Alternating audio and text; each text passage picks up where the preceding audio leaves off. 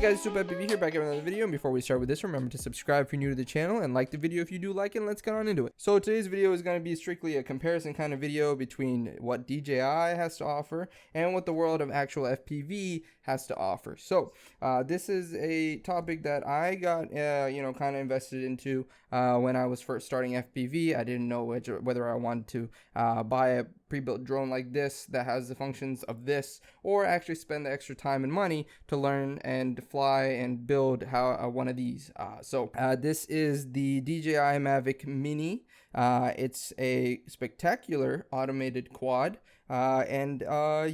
I think this is the cheapest that most people would recommend you get from DJI. It's about $300 refurbished, $400 brand new, and the refurbished pricing is straight from DJI's website. I'll link it in the description below if you are interested in picking one of these up. But this is kind of what most people think about when they hear the word quadcopter. And I just got an Amazon delivery for something. But this is what most people consider when they think about drones, something like this that's kind of automated and fully autonomous and easy to use. That's what most people envision. It's got about 36 miles per hour kind of speeds. I think at top speed is about 36 miles an hour, but that's with the Mavic Mini 2. This is Mavic Mini 1, which is about 32 miles an hour, I believe. It's got a stabilized gimbal in there. Like, this camera is very stabilized. It'll literally, if your quad's shaking like this, it'll still have the photo and video very still and very clear like that. It's about 249 grams. Where does it say it? 249 grams right there. Ultra light. And that is super light. Like, it's incredibly light. If you know anything about FPV drones, that is incredibly light for something of this size. It's about the same size as a 5-inch FPV quad.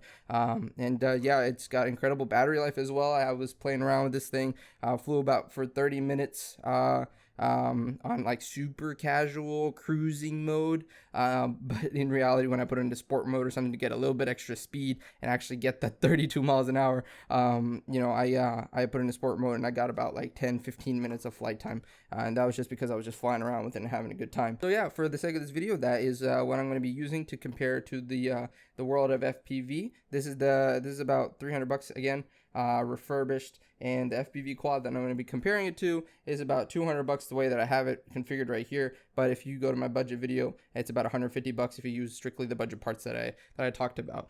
So it's kind of the same price point once you take into the fact that you have to buy a controller and goggles. FPV can get a little bit more expensive than buying the cheapest DJI quad. So let's get to it. Why would you choose DJI's autonomous quads over something that's more of a traditional FPV quad? We're not going to be talking about DJI's FPV quad. That's a whole different price point. That's a whole different category. So we're going to be strictly comparing this, which is the cheapest DJI has to actually offer versus the cheapest that FPV has to offer. So why would you choose something like this? This is an all-in package. It's gimbaled, it's stabilized video, it's autonomous, it's very, very easy to learn, it's super light, so any weight restrictions that any countries might have, this will abide by. It's very consistent in its ability to fly. If you press a button, it'll just kind of just float there exactly where you want it to be and have very stable footage in the air. Again, it does come with a controller, so you don't have to pay extra money for a controller. We'll talk more about that when we get into the world of FPV, like traditional FPV. That's all the real reason that you would probably want this. When I say 36 miles an hour speeds for a drone, that is relatively slow. I know that may sound fast, but when we get into the world of FPV, I'll explain to you what the real speeds are. This drone is not fun in the traditional sense.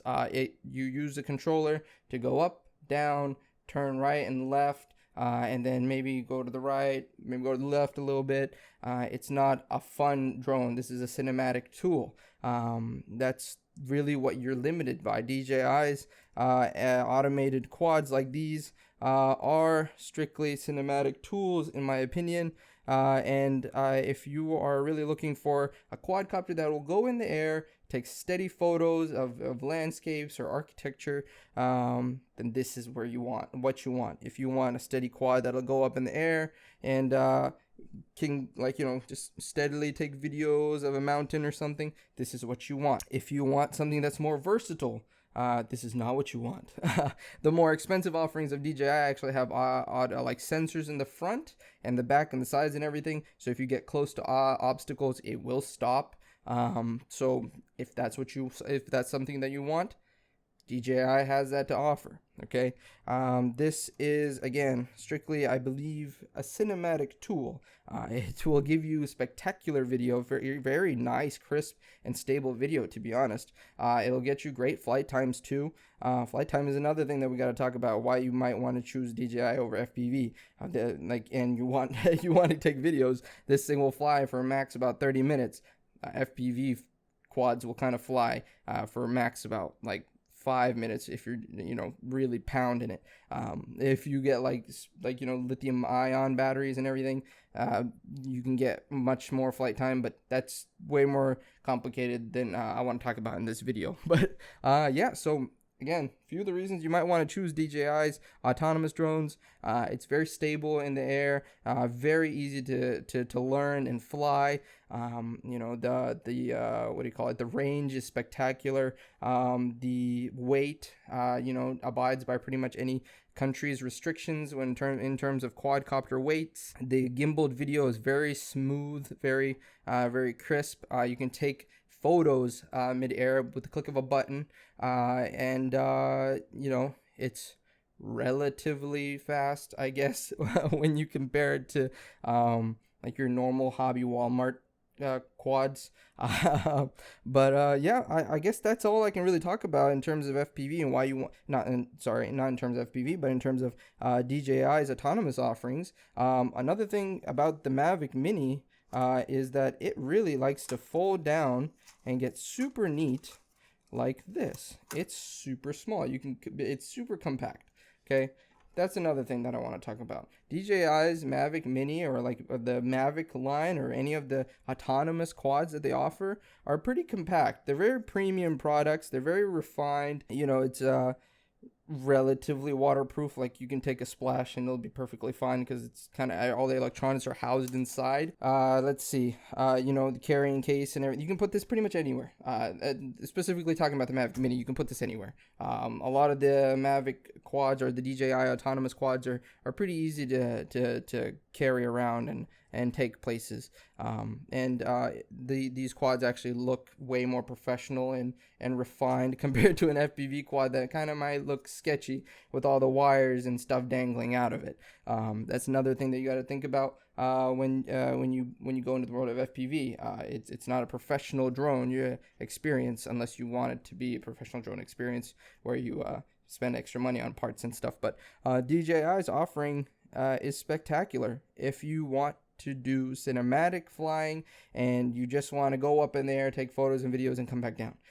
This thing is not that fun to use, especially for someone who's been flying FPV for a little bit. This thing is not fun to use. Maybe if this is your first drone, yeah, it's probably fun. You're like, whoa, look at that. I can have a bird's eye view of everything. It's cool. It's pretty neat. But for the more seasoned flyers out there, no, this is not fun to use. It's fun for like the first minute, and then you're just like, all right, I'm gonna land it, because you can land at the push of a button. Let's talk more about controls now, and the autonomous features of this thing. This thing has a return to home function, like a real return to home function. We'll talk about the return to home function of FPV quads. This thing has sensors if you get like the better versions and stuff.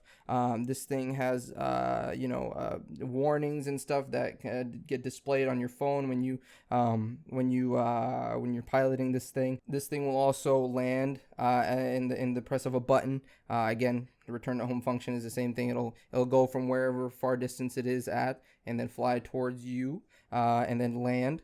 You know, or if you just want it to land on its own and you're afraid of landing it manually, just press a button and it'll land.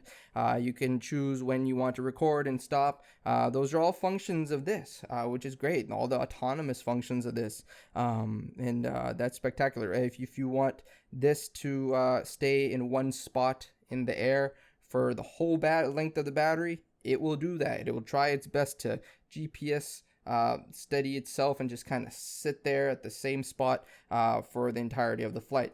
That's great for an autonomous drone.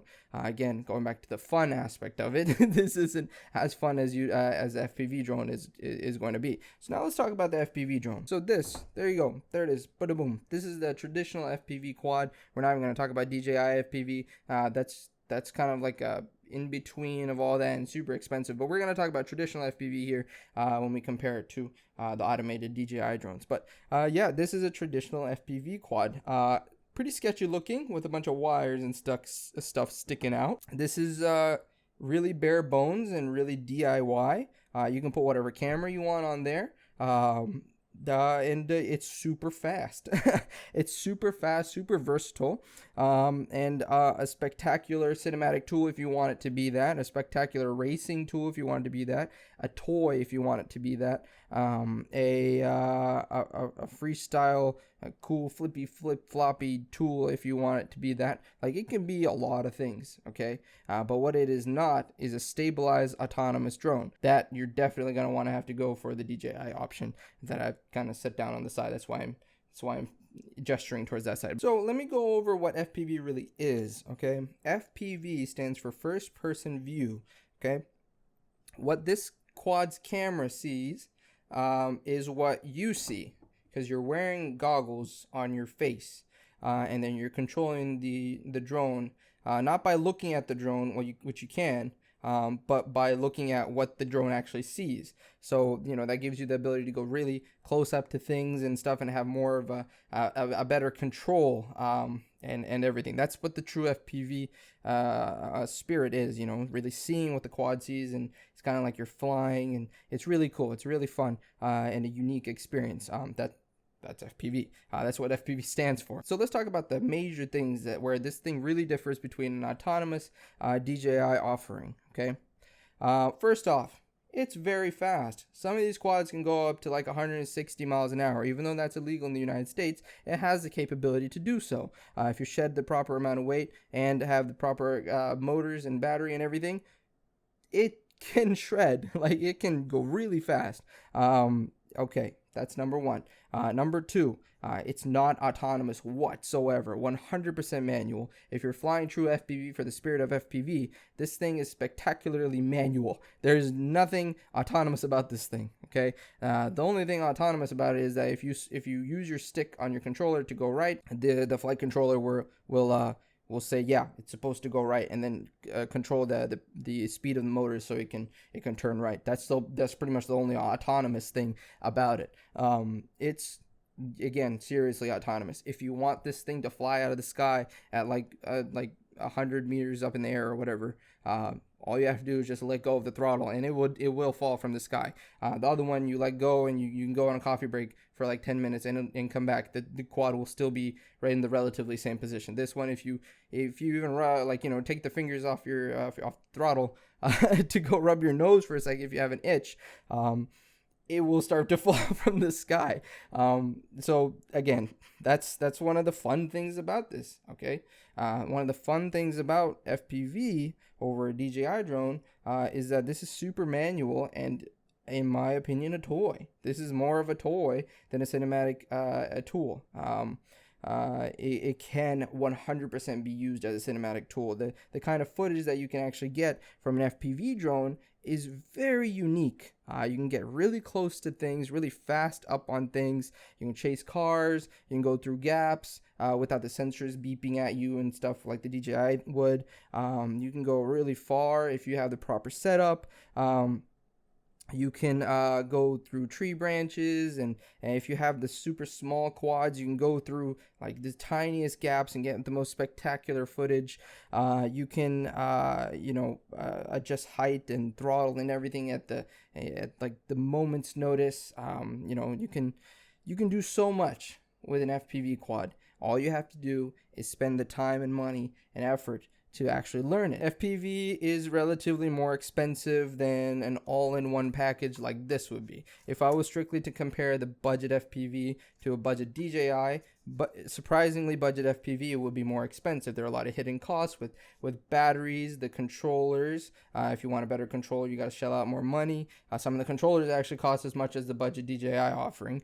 The goggles, some of the budget goggles even cost as much as the DJI offering. So the costs can add up. Flight time, this is about 3 to 4 minutes flight time, maybe sometimes 5-minute flight time on something like this. Which is a freestyle quad, not as efficient as my 7-inch quad, which would be about 8 to 9 minute flight times. If you change the battery type to lithium ion, then you get even more flight time, stuff like that. There's a lot of factors in the world of FPV. You can have super low flight time and really shredding quads, or you can have really long flight time and really slow quads. There's a lot of differences between, this build and a different build. Even though they may look exactly the same, the two can do different things. But that's a whole nother topic about FPV. This is just a strict comparison between apples and oranges. That's that. This has a stabilized gimbal kind of camera on there, where you can adjust the angle of the camera manually to even get top-down shots. Okay, that's what makes this a real cinematic tool and real spectacular quad for photos and videos. But that being said, this can't do that. The camera angle that you put on your GoPro or whatever camera that is that you have on there, unless you have a servo kind of soldered on there with stick controls and everything, which that's a whole different thing. The camera angle on this is fixed. Whatever your quad sees is what it sees. There's no change in camera angle like a gimbal like this, a motorized gimbal like this can offer. So that's another thing you might want to consider. In my mind, if you have the money, why not both? That way you have, that argument doesn't really live. You know what I mean? That way you can have the versatility and awesome, super high-paced flights and videos of FPV, and you can have the really nice, calm, and cinematic videos of a DJI drone. That's if you have the money for it, I'd say just get both. But I would say if you're just starting out and you only have budget for one, in my opinion, in my FPV, even though I literally have FPV in the name of my channel, so I gotta side with the FPV people. But to each their own. If you're happy with DJI's offering and all your wants are met, then stick with DJI. I don't want to make this video super long because a lot of people make videos on this thing, on the difference between the two, and this is my take on it. This is 100% manual. The other one's almost 100% autonomous. Okay, this will not land for you. That's another thing. This will not land for you. You have to land this. A lot of the people, when they land FPV drones, even like really great pilots, they land and they kind of flip it. This thing also breaks a lot because it's super manual and it's really hard to learn how to control. So in the beginning, you definitely break this a lot. This right here is a freestyle drone. Okay, different drones, different FPV drones have different functions. I have another drone with ducted like little ducts around it. That way it's much better to fly around people, and it's more stable in the air and kind of steady in the air. And that's what you would call a CineWhoop FPV drone. And that's more meant for cinematic and more close and next to people kind of videos.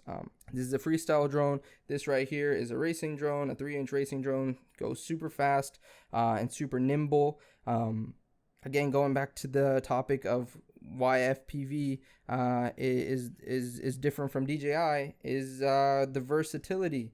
You're kind of stuck with what DJI has to offer and the autonomous features and the lack of manual control when you go for something like this and pay like $300 and $400 for it. You're stuck with what this has to offer. But what this has to offer is a spectacular cinematic experience if you're trying to go for that. Making cinematic footage and cinematic videos and taking videos and photos for vacation and stuff. this is literally the only option I would really recommend if you want to do that, because trying to put a gimbal on FPV quad has been done before, but it's hard and everything. So yeah, I can go on and on about how different these two things are, but you know, I don't want to make the video super long, but seriously, they're two different things. And when you make the decision to get into drones, I would suggest you think about the two options and what they have to offer. One is a very autonomous and cinematic experience and strictly for video and photos, while this is a very versatile, fast, kind of thrill-seeking experience, and very difficult to learn. Like, there's a serious learning curve. Okay, that's one thing that you have to understand. There's a serious learning curve when it comes to FPV drones. This is also a money pit. This is a serious money pit. Because you break things and then you realize there are cooler stuff out there, and you want to make small drones, big drones, even bigger drones. You want to make ducted drones. You want to make huge drones that can carry like DSLR cameras or mirrorless or red cameras. The world of FPV is incredible, and has a lot to offer if you're willing to learn and put the money and effort to understand and do more. So yeah, that's really my take on it. FPV stands for first person view. I know I feel like a lot of you guys know that, so I don't really have to explain the fact that you put goggles on your face and then you see what the camera sees, what this camera sees. Yeah, that's pretty much it. Thank you so much for watching. I know this was a kind of a relatively long video. I think I'm not exactly sure how long this video was, because I take multiple outtakes and cut them all up together, so I'm not exactly sure how long this video was. I'm sorry if this video was a lot longer than it had to be, but I kind of wanted to really ramble on and explain why you might choose one over the other. The choice is ultimately yours. I would be happy if you join the FPV community, the traditional FPV community, and really try FPV drones. If you're just starting out into quadcopters, because once you learn this, learning this is a walk in the park. Like, there's nothing to really learn with that. So yeah, that's my take on FPV drones, and yeah, that's about it. So thank you so much for watching. Remember to leave a like, comment, and subscribe. And if you have any questions about the world of FPV or DJI, I'll be sure to answer them all. And yeah, see you in the next one. All right, sport mode. What Full the? throttle. Oh, what is that? Saw that? Yeah. Yeah. Oh yeah, it captured it. That's insane!